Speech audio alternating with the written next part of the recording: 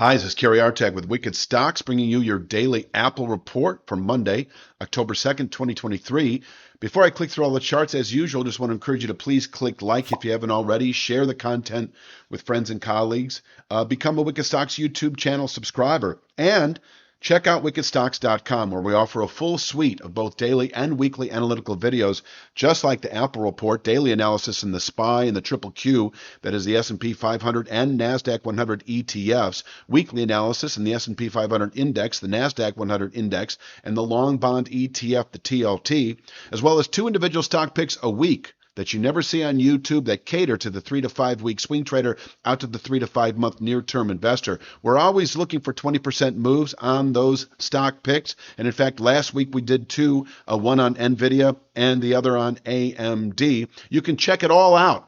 Everything for free for 5 days. Sign up for wickedstocks.com. We offer a 5-day free trial up front. So if you don't like what you see, including last week's NVIDIA and AMD analysis, you can bow out at no cost to you whatsoever as long as you cancel your subscription within 5 days. On to the charts. Just want to underscore the fact that last week we did, in fact, test what had been targeted support for a few weeks at 167.66. The base of this formation, well, how should I put this?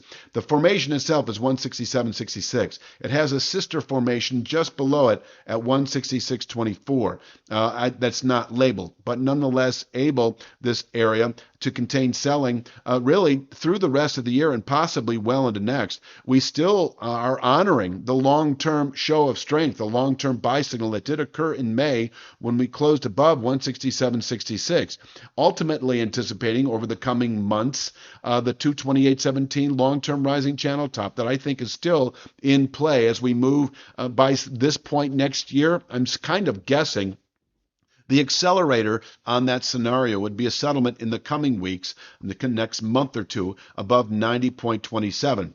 I think, as I've been saying, that you can bottom pick the 166.24 to 167.66 region, and if you're a 3 to 5 week swing trader, you can anticipate 190.27 as your upside objective, where we could top out by that point through November perhaps and fall off again.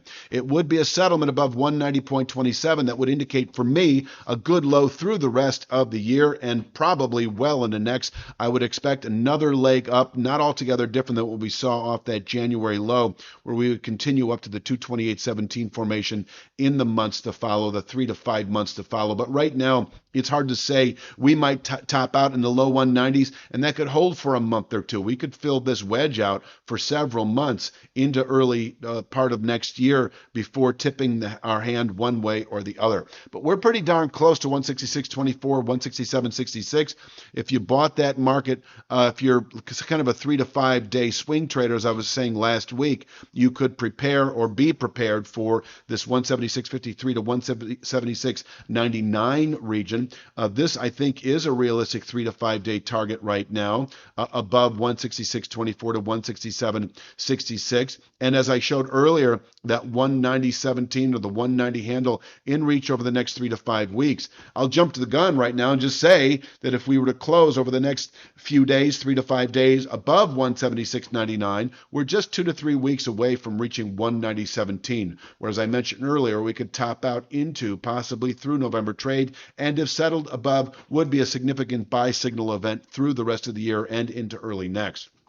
That is sort of the big picture to the downside. Let me cover the big picture, to the upside. Let me cover the big picture to the downside. Once again, we've got solid trend support, 166.24 to 167.66 all week. And if we were to close below this area, I would see within several days 163.52, that is just a session containment level, and within a couple of weeks 158.44, where we could bottom out. This is a long-term speed line, I'm going to say into November trade. It would then be a battle between 158.44 and 166.24, but I will say, as I've alluded to recently, that if we do close below this base, channel base, 167.66, and I do have to include 166.24 in there, this could set off longer term liquidation, longer term bearish continuation.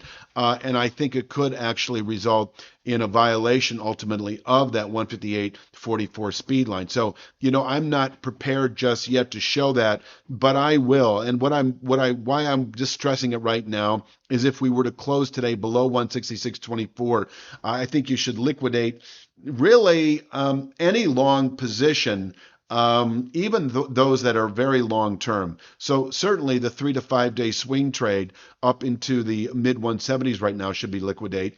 The 3 to 5 week swing trade up into the low 190s should be liquidated. And I even want to go so far as to say that this long-term objective in the upper 220s and climbing, any notion of that should be liquidated for the time being. Whatever you've got set up for that, perhaps, should be liquidated, because I do think there's a decent chance we could fall. I'm not prepared to say, but I think it's more like the 120s, 130s over the next few months, and I will show that. I have an idea of what that would be. I just didn't print it out and put it on the newsletter today because I don't think it's going to happen for one. But if we start retesting this long-term support area again this week, I will make sure that you're prompted of what our objectives would be. But certainly our initial objective would be 158.44. So you could prepare for that. If you're a 3 to 5 day out to a 2 to 3 week position trader and we close below 166.24, 158.44 should be envisioned as your 1 to 3 week downside objective. So let's cover the day itself. I'll jump into this chart here. 173.54 is our intraday resistance, able to contain intraday strength. We came not far from testing that level actually on Friday. 169.70 is nothing more than, over the last 2 days, a downside 5/8 Fibonacci support level. Why I like it is because it's also closely correlated with that long-term 5/8 Fibonacci at 169.94 that I don't think we even show anymore, and we do not. It just got chopped up quite a bit last week. I mean, it did technically hold, just so you know, but we did slip through it and tested these channel formations, and I would rather focus on the channel structures in the 166.24 to 167.66 region as our base of support, which held nicely last week.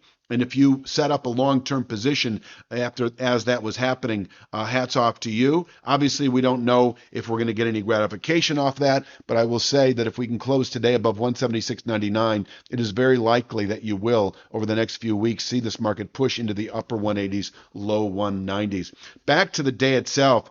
So I told you that 173.54 is our intraday resistance. And if we push through 173.54, we could, by the closing bell, actually test 176.53 to 176.99, where we can top out for the week and fall back into the mid to upper 160s again, long-term support by the end of next week. This is kind of your 1 to 2 week swing trade, 166.24 to 167.66, that base of long-term support that you can buy and anticipate perhaps as a retest if we top out in the 176.53 to 176.99 region. That is a good 3 to 5 day, 1 to 2 week swing trade back and forth. If we close above 176.99, 3 to 5 day out to 3 to 5 week swing traders go long and stay long into the upper 180s, low 190s.